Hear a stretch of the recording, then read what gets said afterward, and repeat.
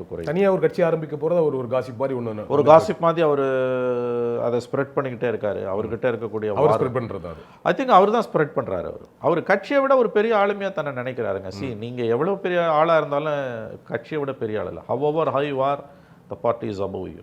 ஆமாம், அதில் சந்தேகம் வேணும். ஆனால் தமிழ்நாட்டில் பிஜேபியை ஓரளவுக்கு பாப்புலரைஸ் பண்ணது அண்ணாமலை, அதை மறுக்க முடியாது.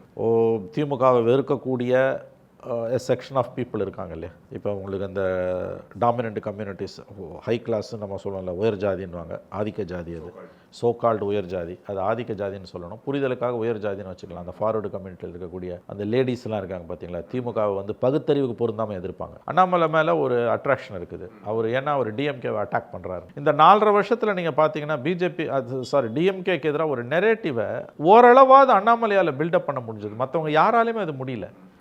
ஏடிஎம்கேவால் முடியல, எடப்பாடியால் முடியல, ஓபிஎஸ்ஸால் முடியல, பிஜேபியில் மற்ற லீடர்ஸால் முடியல, அன்புமணியால் முடியல, சீமானால் முடியல. இவர் பொய்யான தகவல் சொல்லி கூட அப்படி பொய்யான தகவலையும் அதையோ சொல்லி சகட்டு மேனிக்கு அடிச்சு உண்மையிலேயே அந்த 4.5 வருஷத்தில் டிஎம்கேக்கு எதிராக ஒரு நெரேட்டிவை வந்து அட்ராக்டிவ் நெரேட்டிவை செட் பண்ண முடிஞ்ச ஒரே லீடர் வந்து அண்ணாமலை தான்.